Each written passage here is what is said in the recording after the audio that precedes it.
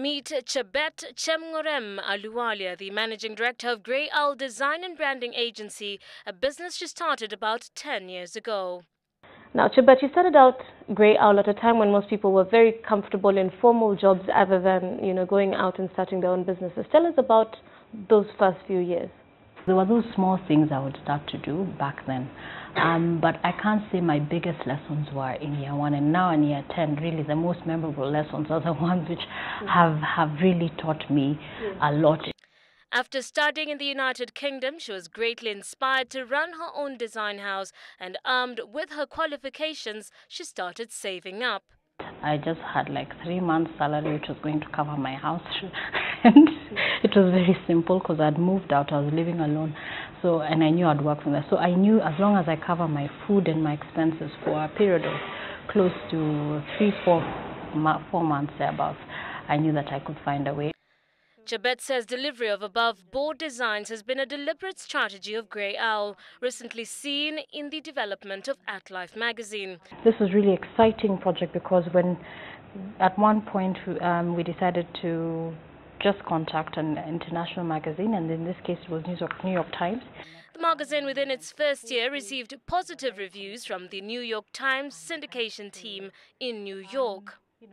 The Exchange magazine is another publication that shows how her strategy to work on partnerships has changed the way she does business.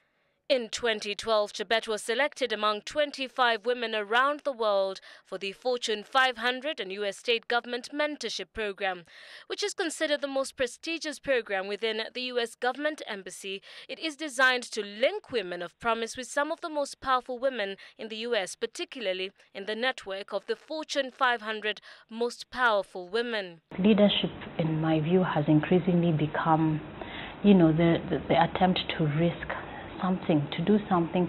It's when you forge a new ground that no one else has done.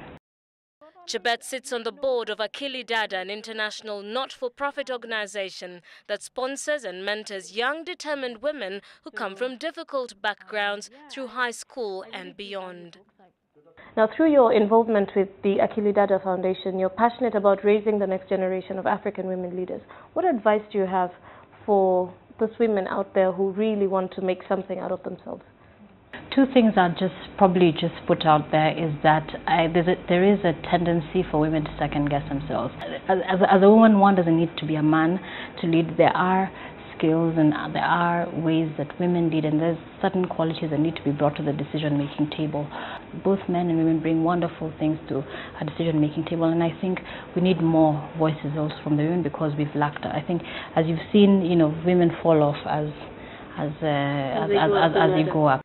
In her quest to empower young people, Jebet recently founded the Trustee for Youth Development Alliance, an organization mandated to spur enterprise among youth through networked training program, management programs, and group formations to start up small microfinance and grocery entities. And that's Jebet Chemng'orem-Ahluwalia, this week's leading lady on the Business Center.